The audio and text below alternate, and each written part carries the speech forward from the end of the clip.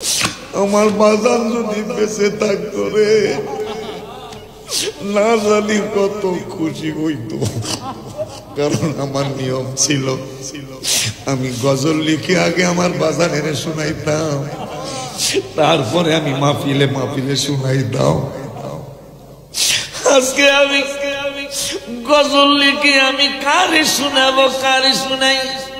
তবে মনের কষ্টটা গজল কইয়া কইয়া আমার বাজানের নাতিদেরকে নিয়া আমি বলি, দয়াল মুর্শিদ তুমি খুশি থাকলে আল্লাহ রাসূলকে পাইব।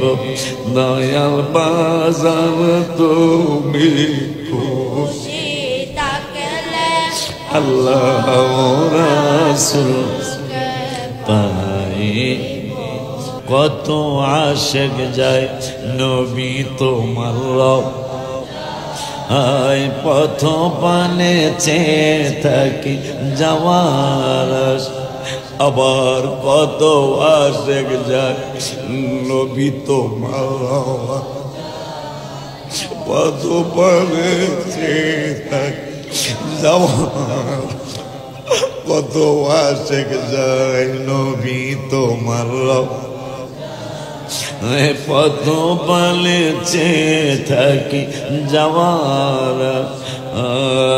বলো তুমি বলো আমারে ইয়া রাসূলুল্লাহ, হুজুর কেবলা যায় আমার আর কতদিন দেরি?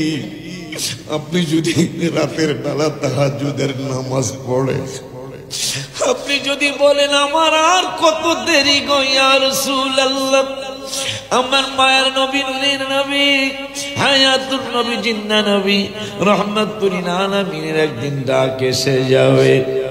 ও বাবা, এর পরের প্যারাটা যদি আপনি বলেন, কত মানুষ কাঁদে নবী পাইতে দিদার, আমিও একজন পাপী গোলাম। তো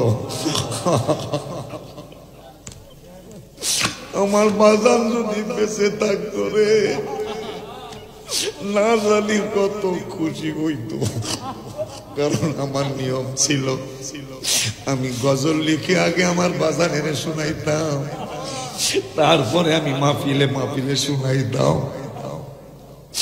আজকে আমি গজল লিখে আমি কারে শোনাবো, কারে শোনাই? তবে মনের কষ্টটা গজল কইয়া কইয়া আমার বাজানের নাতিদেরকে নিয়া আমি বলি, দয়াল মুর্শিদ তুমি খুশি থাকলে আল্লাহ রাসূলকে পাইব।